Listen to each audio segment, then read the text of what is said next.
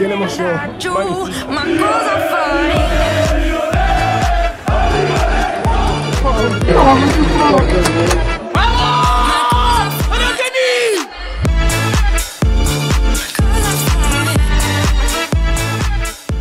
Et bienvenue dans La Quotidienne les amis, La Quotidienne saison 5, c'est ça Clément? C'est ça. Saison 5, épisode 1, dans un nouveau décor, vous le voyez, et on va passer une semaine de dingue pour le retour de La Quotidienne avec le Paris Saint-Germain et l'Olympique Lyonnais qualifiés pour les demi-finales de la Ligue des Champions. C'est une première, oui, dans l'histoire du foot français. Alors vous l'avez vu, la victoire du PSG face à l'Atalanta mercredi dernier, et ce week-end, l'OL, oui, a battu Manchester City 3-1, performance géniale de la part des Lyonnais. Rudy Garcia remporte son duel face à Pep Guardiola.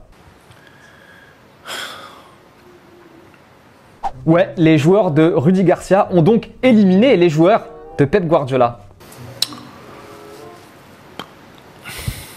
Et grand coup de chapeau vraiment aux joueurs de l'Olympique Lyonnais. Mention spéciale à Houssem Aouar, auteur d'un match exceptionnel. Maxwell Cornet, lui, comme d'habitude, buteur face à City. Du coup, petite blague, tenez, pour se détendre, de la part de Rudy Garcia.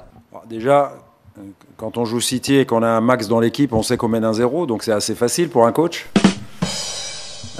Alors vous le savez, ce match a eu lieu à Lisbonne en raison du contexte actuel. Alors ça n'a pas empêché le DJ, oui, du Groupama Stadium de faire résonner une petite musique à la fin de la rencontre. Et même dans un stade vide, eh ben, c'est toujours sympa.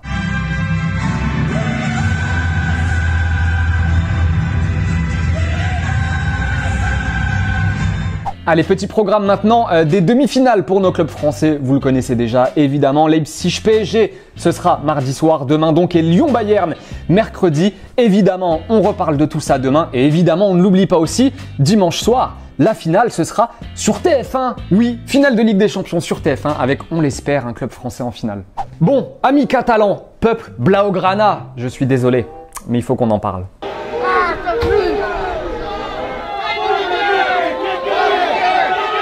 Les images sont signées de l'ami Was Freestyle qui était sur place donc, qui est à Lisbonne en ce moment, et il a vu le match du Barça face au Bayern et la défaite 8-2 des Catalans. C'est chaud. Quique Sétienne déjà viré selon diverses sources en Espagne. Abidal devrait suivre. Bartomeu toujours en place par contre. Oui, bon, c'est ce qu'on appelle le football. Il est toujours là, Bartomeu. Pour résumer la situation au Barça, on va vous faire écouter Josep Pedrerol, le présentateur du Chiringuito. Alors pour bien capter ce qui va suivre, on rappelle que lorsque nous étions allés, nous, sur le plateau du Chiringuito, il nous avait dit ça, Pedrerol. Est-ce que vous supportez, vous, un club en Espagne? Yo me quedo con el Barça. Porque yo soy de Barcelona, entonces yo de pequeño vivía cerca del Camp Nou. Et donc, après la défaite, après l'humiliation du Barça, il a fait un petit point dans son émission concernant la situation du Barça. Face cam, solennel. Hay que hacer una revolución en la plantilla, hay que vender jugadores, hay que fichar. No hay dinero para fichar a nadie. Llegó Setién y dijo, yo garantizo una cosa, jugaremos bien al fútbol. Ni juegan bien, ni ganan títulos. Luis Suárez no puede ser jugador del Barça ni un minuto más. Bartomeu, llámale. Y si no, dimite. Vete a tu casa. Et après tout ça, parce que vous savez très bien qu'un ennui n'arrive jamais seul, c'est Marcelo Bechler, vous savez, le journaliste qui avait annoncé en tout premier la signature de Neymar au PSG, et ben il a sorti ça hier concernant Messi. A informação que nós temos aqui em Barcelona nesse domingo, dia 16 de agosto de 2020, é que Lionel Messi quer deixar o Barcelona já. Allez, petite question du jour, on change pas nos bonnes vieilles habitudes. À la place de Messi, que feriez-vous? Est-ce que vous quitteriez le Barça à la fin de la saison? Est-ce que vous partez tout de suite si vous êtes Messi? Ou alors vous espérez que la situation se redresse avec lui? Il doit rester ou pas? Dites-nous ce que vous en pensez.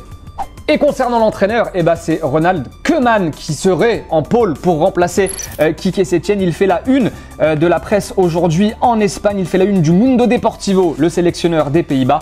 Donc voilà, affaire à suivre. On vous en reparlera évidemment dans La Quotidienne.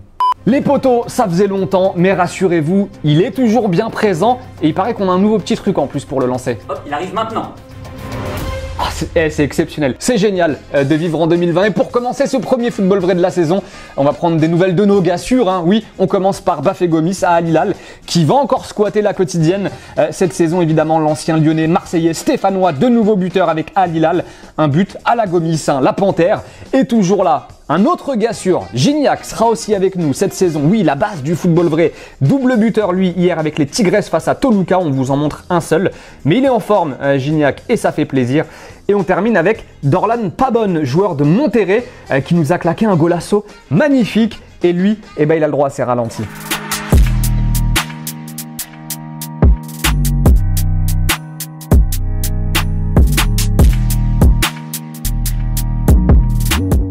Et en cette première quotidienne de la saison, on voulait remercier la presse catalane, oui, qui a attendu qu'on reprenne pour relancer un dossier qui va durer, on le sent, un peu comme une série télé avec plein d'épisodes. Du coup, vous savez forcément de quoi on parle, donc jingle. Alors aujourd'hui, dans notre nouvelle série Netflix, on a vu la une de Sport avec qui vous savez, évidemment en une, Neymar et ce titre, le Barça pense de nouveau à Neymar. C'est pas vrai. En gros, on nous dit que le Barça considère que Neymar pourrait être la solution aux problèmes sportifs du Barça et aussi que le club catalan est prêt à mettre Griezmann plus 60 millions d'euros pour entamer les négociations avec le PSG. Voilà, vivement le prochain épisode qui va arriver très vite, normalement ce sera pas un épisode par semaine, non.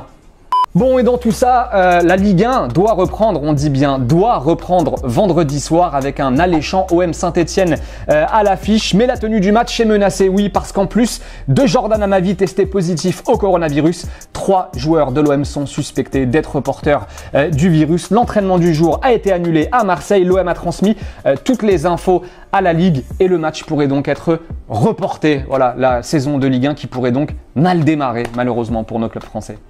Et tenez rapidement, avant de nous dire au revoir les amis, on n'oublie pas l'Europa League non plus avec la défaite hier 2-1 de Manchester United face à Séville et le gros clash, la grosse prise de tête entre Fernandes et Lindelof, c'est ce qui fait la une aujourd'hui en Angleterre. Les deux joueurs se sont bien clashés et Manchester est éliminé. À suivre ce soir, Inter Milan, Shakhtar, mais on vous reparle de ça évidemment demain dans la quotidienne parce qu'on sera là en attendant.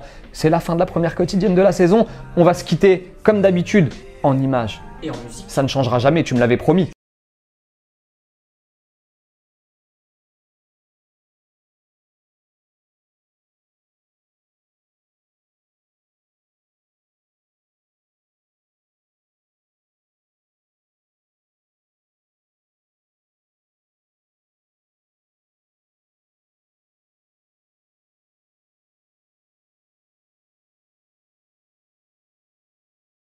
N'oubliez pas les amis d'aller jeter un coup d'œil aux autres contenus exclusifs de Téléfoot, on est toujours là pour vous, et oui. Et on n'oublie pas aussi, évidemment, d'aller s'abonner.